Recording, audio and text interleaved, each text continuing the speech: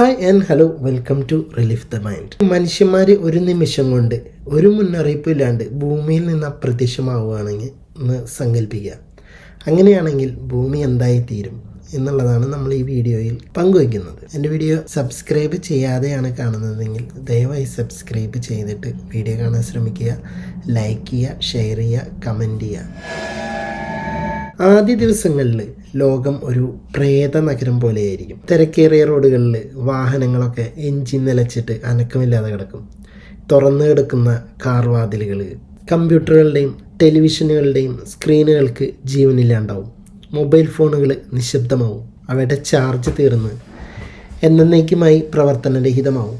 Air കണ്ടീഷണറുകൾ ഇരുമ്പലും ഫാക്ടറിയുടെ ശബ്ദവും നിലയ്ക്കും. ഒരു നഗരത്തിന് താങ്ങാനാവുന്നതിലും വലിയൊരു നിശബ്ദതയാണ് നിറഞ്ഞു നിൽക്കുക. അതായത് മനുഷ്യൻ്റെ തിരോധാനത്തോടെ കഷ്ടപ്പെടുന്നത് അവരോടൊപ്പം ജീവിച്ചിരുന്ന വളർത്തുമൃഗങ്ങളും ഈ വീടുകൾക്കുള്ളിൽ പൂട്ടിയിട്ട നായ്ക്കൾ, പൂച്ചകൾ വിശപ്പും ദാഹവും സഹിക്കാനാവാതെ അലറി വിളിച്ച് വീടിൻ്റെ ജനാലകളിലൂടെയും വാതിലുകളിലൂടെയൊക്കെ രക്ഷപ്പെട്ട് പുറത്തോട്ട് പോകും. സൂപ്പർ മാർക്കറ്റുകളിലെയും വീടുകളിലെയും ഭക്ഷണ സാധനങ്ങൾ അതിവേഗം അഴുകി തുടങ്ങും. മനുഷ്യൻ്റെ സാങ്കേതിക വിദ്യയുടെ പ്രതീകങ്ങളായിരുന്ന വലിയ കെട്ടിടങ്ങൾ ആദ്യ ആഴ്ചയിൽ തന്നെ വൈദ്യുതി നിലച്ച് ഇരുട്ടിലാവും. ഭൂമിയിൽ മനുഷ്യൻ സ്ഥാപിച്ച ആയിരക്കണക്കിന് ഉപഗ്രഹങ്ങൾ ഭൂമിയെ ചുറ്റിക്കൊണ്ടേയിരിക്കുന്ന ഇവയുടെ ഭൂരിഭാഗവും താഴ്ന്ന ഭ്രമണപഥങ്ങളിലായിരുന്ന, അതായത് ലോ എർത്ത് ഓർബിറ്റിലെയോ അവയ്ക്കൊക്കെ ഊർജം നൽകിയിരിക്കുന്ന സോളാർ പാനലുകൾക്കും ബാറ്ററികൾക്കും കാലക്രമേണ തകരാറ് സംഭവിക്കാൻ തുടങ്ങും. ഭൂമിയിൽ മനുഷ്യനില്ലാത്തതുകൊണ്ട് തന്നെ കാലക്രമേണ അവയെ ബൂസ്റ്റ് ചെയ്യാനോ നിയന്ത്രിക്കാനോ ആളില്ലാതാവും. പതിയെ അവയുടെ ഭ്രമണപഥം മാറി ഭൂമിയുടെ അന്തരീക്ഷത്തിലേക്ക് തിരികെ പ്രവേശിക്കാൻ തുടങ്ങും. അന്തരീക്ഷവുമായുള്ള ഘർഷണത്തിൽ അവ കത്തിയെരിഞ്ഞ് അതിനൊരു തീരുമാനമാവും. ആകാശത്തൊരു ചെറിയ മിന്നൽ പിണരായിട്ട് അത് അപ്രത്യക്ഷമാവും. ചിലതിന് മാത്രം അന്തരീക്ഷത്തിൽ കടന്ന് ഭൂമിയിൽ പതിക്കാൻ കഴിയും. പതിയെ പ്രകൃതി അതിൻ്റെ സ്വാഭാവിക താളത്തിലേക്ക് തിരിച്ചു വരാൻ തുടങ്ങും. മനുഷ്യൻ്റെ അടയാളങ്ങൾ മായ്ച്ചുകൊണ്ട് പ്രകൃതി പുതിയൊരു ലോകം പണിയും. ഇനി ഒരു 10 വർഷങ്ങൾക്ക് ശേഷം നഗരങ്ങളിൽ പതുക്കെ പച്ചപ്പ് പടർന്നു തുടങ്ങും. റോഡുകളിൽ ഉണ്ടായിട്ടുള്ള വിള്ളലുകളിലൂടെയൊക്കെ പുല്ലുകളും കളകളും തലയുയർത്തി വരും. കെട്ടിടങ്ങളുടെ ഭിത്തിയിലൊക്കെ വള്ളിച്ചെടികളും ഒക്കെ പടർന്നു കയറും. മനുഷ്യൻ പരിപാലിച്ചിരുന്ന പൂന്തോട്ടങ്ങൾ കാടായിട്ട് മാറും. കാട്ടുമൃഗങ്ങൾ അവർ നഗരങ്ങളിലേക്ക് തിരിച്ചെത്തും. പക്ഷികളുടെ ശബ്ദമായിരിക്കും നഗരത്തിൻ്റെ പുതിയ സംഗീതം. പിന്നെ ഇനി 100 വർഷങ്ങൾക്ക് ശേഷം മനുഷ്യൻ്റെ ഇരുമ്പ് നിർമ്മിതികളുണ്ടല്ലോ, അത് തുരുമ്പിൻ്റെ ചുവപ്പ് നിറം പൂണ്ട് ദ്രവിച്ചു തുടങ്ങും. റോഡുകളൊക്കെ മരങ്ങൾ കൊണ്ട് മൂടിയിട്ടുണ്ടാവും. ചെറിയ പാലങ്ങളൊക്കെ തകർന്നു വീണിട്ടുണ്ടാവും. നഗരങ്ങളിൽ താഴ്ന്ന കെട്ടിടങ്ങളൊക്കെ ഉണ്ടാവുമല്ലോ, അതൊക്കെ വള്ളിച്ചെടികൾക്കുള്ളിൽ അപ്രത്യക്ഷമാവും. മനുഷ്യൻ നട്ടു വളർത്തിയ മരങ്ങൾ കൂറ്റൻ കാടായിട്ട് മാറും.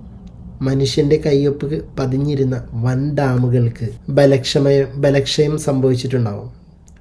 കുറേ ഡാമുകളൊക്കെ പൊട്ടി നഗരങ്ങളെയും താഴ്ന്ന പ്രദേശങ്ങളിലൊക്കെ വെള്ളം കയറി വെള്ളം വിഴുങ്ങിയിട്ടുണ്ടാവും. ജലസേചന കനാലുകളൊക്കെ അടഞ്ഞ് വെള്ളം തടസ്സപ്പെട്ടതോടെ പല കൃഷിഭൂമികളും വൻ ചതുപ്പുകളായിട്ട് മാറിയിട്ടുണ്ടാവും. ഇനി 500 വർഷങ്ങൾക്ക് ശേഷമാണെങ്കിലോ വലിയ കോൺക്രീറ്റ് കെട്ടിടങ്ങൾക്ക് പോലും വിള്ളലുകൾ വീഴാം. അതായത് വള്ളിച്ചെടികളുടെ വേരുകൾ കൊണ്ടും കോൺക്രീറ്റിനെ കീറി മുറിക്കും. മഴയും കാറ്റും അവയെ തകർത്തെറിയും. മനുഷ്യൻ്റെ വലിയ നഗരങ്ങൾ കാഴ്ചയിൽ ഇടതുറന്ന കാടുകളായിട്ട് മാറും. റോഡുകൾ പോലും തിരിച്ചറിയാൻ പറ്റാത്ത വിധം മരങ്ങളും ചെടികളും കൊണ്ട് നിറയും. Eiffel Tower, Taj Mahal, Empire State building, ഇങ്ങനെയുള്ള കൂറ്റൻ ലോഹ കോൺക്രീറ്റ് നിർമ്മിതികളൊക്കെ ഉണ്ടല്ലോ, അതൊക്കെ ഭാഗികമായിട്ട് അവശേഷിക്കും. പ്രകൃതിയുമായി മല്ലിട്ട് മനുഷ്യൻ നിർമ്മിച്ച റോഡുകൾക്കും റെയിൽവേ ട്രാക്കുകൾക്കും മുകളിലൊക്കെ വൻ മരങ്ങൾ വളർന്ന് അവയെ പൂർണ്ണമായും മറയ്ക്കും. 1000 വർഷങ്ങൾക്ക് ശേഷമാണെങ്കിലോ ഭൂരിഭാഗം കെട്ടിടങ്ങളും മണ്ണോട് ചേർന്നിട്ടുണ്ടാവും. എന്നാൽ മനുഷ്യൻ്റെ അതിഭീകര നിർമ്മിതികളായ ഈജിപ്തിലെ പിരമിഡുകൾ, മായൻ സംസ്കാരത്തിൻ്റെ ക്ഷേത്രങ്ങൾ, ചൈനയിലെ വൻമതിൽ തുടങ്ങിയ കല്ലുപയോഗിച്ചുള്ള നിർമ്മിതികൾ പ്രകൃതിയുടെ ആക്രമങ്ങളെ അതിജീവിക്കാൻ കഴിയും. അവ മണ്ണും സസ്യങ്ങളും കൊണ്ട് ഭാഗികമായി മൂടപ്പെട്ടെങ്കിലും മനുഷ്യൻ്റെ വാസ്തുവിദ്യയുടെ ശക്തി വിളിച്ചോതിക്കൊണ്ട് ഉയർന്നു നിൽക്കും. ഭൂമിയിലെ വൻ നഗരങ്ങൾ മനുഷ്യൻ്റെ ഓർമ്മകളിൽ പോലും ഇല്ലാത്ത വിധം വൻ കാടുകളായി രൂപാന്തരപ്പെടും. ഇനി 10,000 വർഷങ്ങൾക്ക് ശേഷമാണെങ്കിലോ ഈ പ്ലാസ്റ്റിക്കുകൾ പതിയെ ജീർണിക്കാൻ തുടങ്ങിയിട്ടുണ്ടാവും. എന്നാൽ പൂർണ്ണമായും അപ്രത്യക്ഷമാകാൻ 1,00,000 മുതൽ 10,00,000 വർഷങ്ങൾ വരെ വേണ്ടിവരും. മൈക്രോ പ്ലാസ്റ്റിക്കുകൾ ചെറിയ കണങ്ങളായി അവ പ്രകൃതിയിൽ ചിതറിക്കിടക്കും. പിന്നെ ഇതിലൊക്കെ ഏറ്റവും വലിയൊരു സംഭവമാണ് അണുശക്തി നിലയങ്ങളുടെ സുരക്ഷാ സംവിധാനങ്ങൾ പരാജയപ്പെടുമ്പോൾ ഉണ്ടാകുന്ന അണുവികിരണം. അത് റേഡിയേഷൻ പുറത്തുവിട്ടിട്ട് ഒക്കെ തകരും.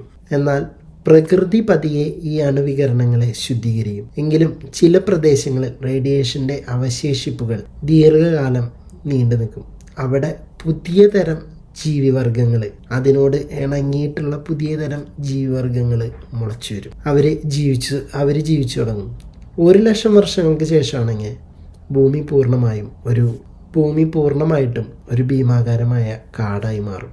മനുഷ്യൻ എന്നൊരു വർഗം ഇവിടെ ഉണ്ടായിരുന്നുവെന്ന് വിശ്വസിക്കാൻ പോലും പ്രയാസമായിരിക്കും.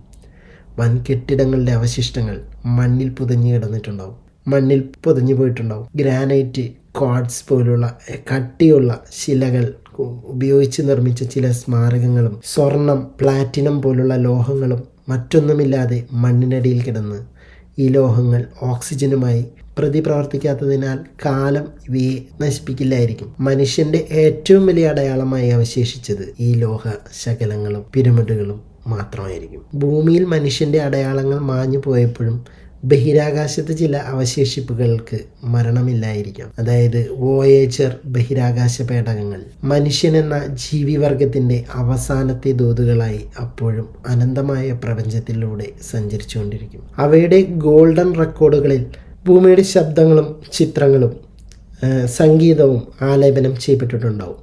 അവയുടെ പ്രവർത്തനക്ഷമതയ്ക്ക് ഊർജം നൽകിയിരുന്ന റേഡിയോ ഐസോട്ടോപ്പ്, തെർമോ ഇലക്ട്രിക് ജനറേറ്ററുകളൊക്കെ പ്രവർത്തനരഹിതമാണെങ്കിലും ആ പേടകങ്ങൾ കോടിക്കണക്കിന് വർഷങ്ങൾ കഴിഞ്ഞാലും നക്ഷത്രാന്തരീയ സഞ്ചാരം തുടർന്നുകൊണ്ടേയിരിക്കും. ഭൂമിയിൽ മനുഷ്യൻ്റെ ഏറ്റവും വലിയ സ്വപ്നങ്ങളും ആഗ്രഹങ്ങളുടെയും പ്രതീകങ്ങളായിട്ട് അവ അങ്ങനെ നിലകൊള്ളും.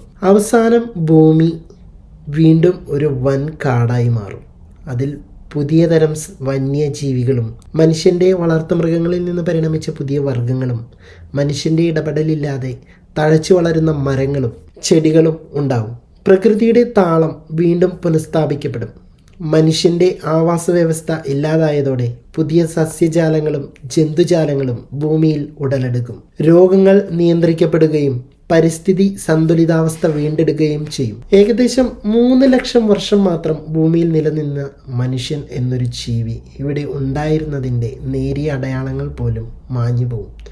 ഒരുപക്ഷെ ദശലക്ഷക്കണക്കിന് വർഷങ്ങൾക്ക് അപ്പുറം ഭൂമിയിൽ മറ്റൊരു ബുദ്ധിയുള്ള ജീവിവർഗം ഉത്ഭവിക്കുകയാണെങ്കിൽ ഈ വലിയ കാടിന് നടുവിൽ അവർ കണ്ടെത്തിയേക്കാവുന്ന ഒരു പഴകിയ ലോഹക്കഷ്ണമോ ഒരു പിരമിഡിൻ്റെ ഭാഗമോ അതായിരിക്കും മനുഷ്യൻ്റെ ഓർമ്മകൾ അവശേഷിക്കപ്പെടുന്ന അവസാനത്തെ അടയാളം. കാലം എല്ലാത്തിനെയും മായ്ച്ചു കളയും. പ്രകൃതിക്ക് മനുഷ്യനില്ലാതെയും ജീവിക്കാൻ കഴിയും. ഇതുപോലെ തന്നെ മുൻപും നടന്നിട്ടുണ്ടാവാം. നമ്മളെക്കാളും ജീനിയസ് ആയിട്ടുള്ള ഒരുപാട് മനുഷ്യന്മാർ അല്ലെങ്കിൽ ബുദ്ധിയുള്ള ഒരു ജീവിവർഗം ഉണ്ടായിരുന്നിരിക്കാം. നമുക്കറിയില്ല. ഈ പ്രപഞ്ചം എന്ന് പറയുന്നത് അനന്തമായിട്ടുള്ള അതിനിഗൂഢമായ ഒരു സംഭവമാണ്. ഇവിടെ എന്തൊക്കെ ഉണ്ടായിരുന്നു, എന്തൊക്കെ ഉണ്ടാവാത്തത് എന്നൊന്നും നമുക്കറിയില്ല. നമ്മുടെ വീഡിയോ ഇഷ്ടമാവുകയാണെങ്കിൽ ലൈക്ക് ചെയ്യണം, ഷെയർ ചെയ്യണം, കമൻറ്റ് ചെയ്യണം, സബ്സ്ക്രൈബും ചെയ്യണം. ഓക്കെ, അടുത്തൊരു വീഡിയോയുമായി വീണ്ടും കാണാം. Until then, bye.